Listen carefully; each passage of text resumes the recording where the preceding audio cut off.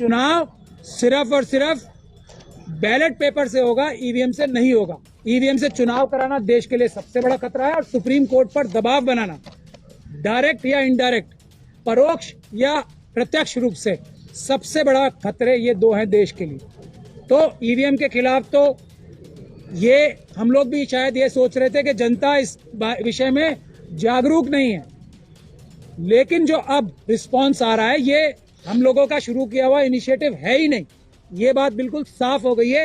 ये 95% से भी ज्यादा जनता की आवाज है जो हम लोग उठा रहे हैं। अभी जो सुप्रीम कोर्ट के हाथ मजबूत करने के लिए एक इंप्रेशन ये सरकार द्वारा दिया जा रहा है कि जिस प्रकार से वो देश के सारे संस्थानों को दबाने की चेष्टा कर रहे हैं और दबा रहे हैं, ये इंप्रेशन आरएसएस और बीजेपी की सरकार पूरे देश में बहुत साफ तौर पे दे रही है। हर एक संस्थान पे, इलेक्शन कमीशन पे भी, हमें भी इलेक्शन कमीशन के पास उस दिन जाने नहीं दिया, कहीं वो मशीनें ना दे दें, उनकी आत्मा जाग ना जाए। तो हम समझ सकते हैं सुप्रीम कोर्ट के ऊपर पहले भी प्रेशर था। 2018 में 4 सुप्रीम कोर्ट के जजेस ने प्रेस कॉन्फ्रेंस करके बताया। ऐसा एक इंप्रेशन जा रहा है कि सभी संस्थानों के ऊपर और सुप्रीम कोर्ट के ऊपर भी एक प्रेशर बिल्डअप करने की चेष्टा की जा रही है कि इस बात में खास तौर पे सरकार के खिलाफ कोई फैसला ना दिया जाए। ऐसा इंप्रेशन सरकार खुद ही क्रिएट कर रही है। इससे ज्यादा खतरनाक बात देश में कुछ नहीं हो सकती। ये सबसे दूसरी ज्यादा खतरनाक बात है। पहली खतरनाक बात तो एक ही है, चुनाव सिर्फ और सिर्फ बैलेट पेपर से होगा, ईवीएम से नहीं होगा। ईवीएम से चुनाव कराना देश के लिए सबसे बड़ा खतरा है और सुप्रीम कोर्ट पर दबाव बनाना, डायरेक्ट या इनडायरेक्ट, परोक्ष या प्रत्यक्ष रूप से, सबसे बड़ा खतरे ये दो हैं देश के लिए। तो ईवीएम के खिलाफ तो ये हम लोग भी शायद ये सोच रहे थे कि जनता इस विषय में जागरूक नहीं है, लेकिन जो अब रिस्पांस आ रहा है ये हम लोगों का शुरू किया हुआ इनिशिएटिव है ही नहीं। ये बात बिल्कुल साफ हो गई है। ये 95% से भी ज्यादा जनता की आवाज है जो हम लोग उठा रहे हैं। ये बात बिल्कुल क्रिस्टल क्लियर हो गई है। जो फोन हमारे पास आ रहे हैं, ये बात तय हो गई है। ये हम लोग नहीं कर रहे हैं कुछ भी। ये भारत देश की जनता 95% से ज्यादा ये चाहती है कि किसी भी हालत में, किसी भी कीमत पे ईवीएम से चुनाव नहीं होना चाहिए। चुनाव सिर्फ मत पत्र से होना चाहिए। एक बात तो ये साफ हो जानी चाहिए सबको। अब फोन कर करके और रास्ते में चलते वकील, आम आदमी हमें क्या बोल रहा है, भाई साहब आप इनसे अगर पीछे हट गई आपकी टीम तो हम आपको कभी माफ नहीं करेंगे। जो आप ये कह रहे हो ना, जान दे देंगे, ईवीएम से इलेक्शन नहीं होने करने देंगे, तो पूरा देश ये चाहता है अगर आप लोग इससे पीछे हट गए तो देश की जनता आपको माफ नहीं करेगी। ये हमें लोग रास्ते में रोक रोक के बोल रहे हैं। तो एक बात तो ये बिल्कुल साफ हो जाए। दूसरा, हम लोग अब 16 तारीख को क्या करने जा रहे हैं, भानु जी ने तो बड़े आराम से बता दिया, 15 की छुट्टी घोषित कर दी। लेकिन ये छुट्टी क्यों घोषित कराई गई है, ये भारत देश की जनता की आवाज कितनी मजबूत है इस बात का इशारा ये सरकार कर रही है कि 15 तारीख को हमारा मार्च जो हमने अनाउंस कर दिया था वो 15 की छुट्टी भी कर दी। क्योंकि ये मार्च हम सिर्फ और सिर्फ हम नहीं चाहते कि बहुत बड़ी संख्या में लोग आए। मैं आपको फिर बता रहा हूं, सिर्फ और सिर्फ 16 तारीख को वकीलों का मार्च करने का हमारा ऐलान था।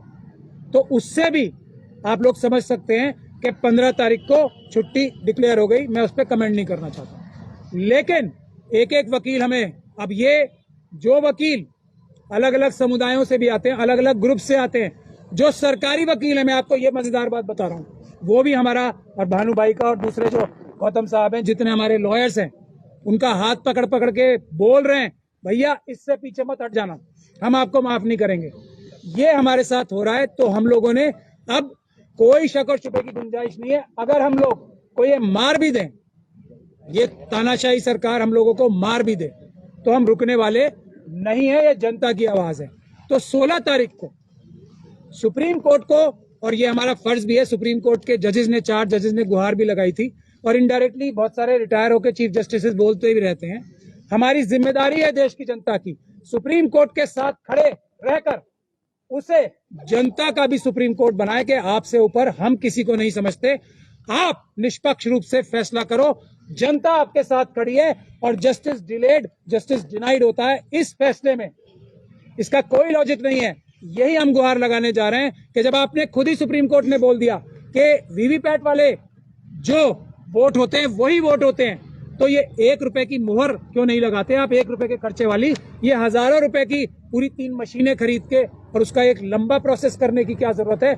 ये सुप्रीम कोर्ट की जजमेंट की, जो सुब्रमण्यम स्वामी साहब की जजमेंट है, उसी की रूह से हम ये बात बोल रहे हैं। इसमें मुझे नहीं लगता कि सुप्रीम कोर्ट को या किसी भी कोर्ट को, दुनिया के दूसरे सुप्रीम कोर्टों को तो कोई इसमें हिचक नहीं हुई और उन्होंने तुरंत जर्मनी के सब जगह से इसको मतलब धक्का देके कूड़े की डब्बे में डाल दिया, कूड़ेदान में डाल दिया।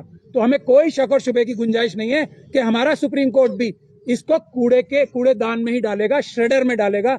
लेकिन अगर ये इंप्रेशन सरकार क्रिएट कर रही है कि हम सुप्रीम कोर्ट को भी, जैसे हमने विपक्ष के नेताओं को, जैसे प्रेस के लोगों को दबा लिया है, हम लोग डरा लेते हैं ईडी, सीबीआई और पता नहीं कितनी एजेंसीज के जरिए, हम शायद सुप्रीम कोर्ट को भी दबा लेंगे। ये भारत देश की जनता और इस देश के वकील जो ऑफिसर्स ऑफ द कोर्ट हैं वो नहीं होने देंगे। सुप्रीम कोर्ट के साथ हम सब खड़े हैं। बिल्कुल कोई सुप्रीम कोर्ट पे दबाव इस सरकार को बनाने नहीं दिया जाएगा। यही डिमॉन्स्ट्रेट करने हम लोग 16 तारीख को पटियाला हाउस के गेट नंबर 4 से, उसी जगह जिस जगह से 5 तारीख को प्रोटेस्ट या एक मार्च डेलीगेशन लेके गए थे हम, उसी तरीके से एक डेलीगेशन सिर्फ और सिर्फ वकीलों का 16 तारीख को गेट नंबर 4, पटियाला हाउस के गेट नंबर 4 से और 3 बजे gate number 4 Patiala house courts, 16 तारीख 3 बजे हम सभी वकीलों से, दिल्ली और आसपास के क्षेत्रों से या बाहर से भी कोई वकील आना चाहें, देश के जिस भी हिस्से से वकील आना चाहें, सिर्फ वकीलों का मार्च नहीं है, ये एक तरह का डेलीगेशन है। फिर हम जाके सुप्रीम कोर्ट के साथ खड़े रहेंगे, उनके सामने एक जनता की दीवार बन के, कोई हिम्मत ना करे सुप्रीम कोर्ट पे किसी प्रकार का प्रेशर बनाने की। ये एक सिंबॉलिक हम लोग मार्च। और इसमें मैं एक बात और स्पष्ट कर दूं, मैं आपको, और जो ईवीएम का डिमॉन्स्ट्रेशन हमने उस दिन जंतर मंतर पे किया था, हम चाहते हैं ये सुप्रीम कोर्ट के बाहर भी हो और उससे बेहतर डिमॉन्स्ट्रेशन हो कि जो दूध का दूध, पानी का पानी कर दे। जो लोग ये इलेक्शन कमीशन के बोल रहे हैं अभी कि हमारी मशीनें ठीक चल रही हैं और हमारी मशीनें ठीक नहीं चल रही, हमने दिखाया ना, हमारी मशीन भी तो ठीक चल रही थी। हमारी मशीन क्या कह रही थी? धांधली हो सकती है। उनकी मशीन क्या कह रही है? धांधली नहीं हो सकती। तो भैया दोनों ही चीजें सच है ना। हम अपनी मशीन उन्हें देने को तैयार है, वो अपनी मशीन हमें देने को क्यों तैयार नहीं है? यही हम सुप्रीम कोर्ट के सामने भी डिमॉन्स्ट्रेट करेंगे कि हम सच्चे हैं और ये झूठे हैं और इलेक्शन कमीशन के ऊपर दबाव बना के ये झूठ साबित कराया जा रहा है। यही हम आप सब लोगों से भी गुजारिश कर चीज, ये सरकार को, खास तौर पे अमित शाह साहब को, ये हम गुजारिश समझ लें, वार्निंग समझ लें या जो भी समझ लें, इस देश की ऑपोजिशन के ऊपर प्रेशर बनाना बंद कर दो। इस देश की प्रेस के ऊपर प्रेशर बनाना बंद कर दो। प्रेस को पुलिस से दबाना बंद कर दो। ये अच्छी बात नहीं है। जनता जाग गई है, जनता उठ खड़ी हुई है। आप लोगों को बहुत बड़ी सजा देगी जनता अगर आप प्रेस पे दबाव बनाओगे, किसी तरीके का ऑपोजिशन पार्टी के लीडर्स पे दबाव बनाओगे तो जनता आपको माफ नहीं करने वाली। और हमारे प्रोटेस्ट करने वालों के ऊपर भी अगर ये बल का प्रयोग हुआ तो वो बहुत बुरी बात होगी। हम 100% काम करते हैं, संवैधानिक काम करते हैं। इतना सा भी 1 मिलीमीटर भी हम संविधान और कानून के बाहर नहीं जाते हैं। पुलिस का प्रयोग करके ये हम पे हमले, जो क्रिमिनल हमले कराने हैं, वो बंद कर दिए जाएं। हम पीसफुल हैं, पीसफुल रहेंगे और आरएसएस के गुंडों को भी किसी प्रकार का वायलेंस नहीं करने देंगे। आप सब जानते हैं कि जनज्वार का खर्च आपके जनसहयोग की बदौलत चलता है। आप भी जनसहयोग में शामिल हों और आजाद और स्वतंत्र पत्रकारिता को बनाए रखने के हमारे इस महाअभियान में शामिल हों। हमें इंतजार रहेगा आपके सहयोग का, क्योंकि आपका सहयोग ही हमारी मजबूती का सबसे ताकतवर रास्ता है। धन्यवाद साथी।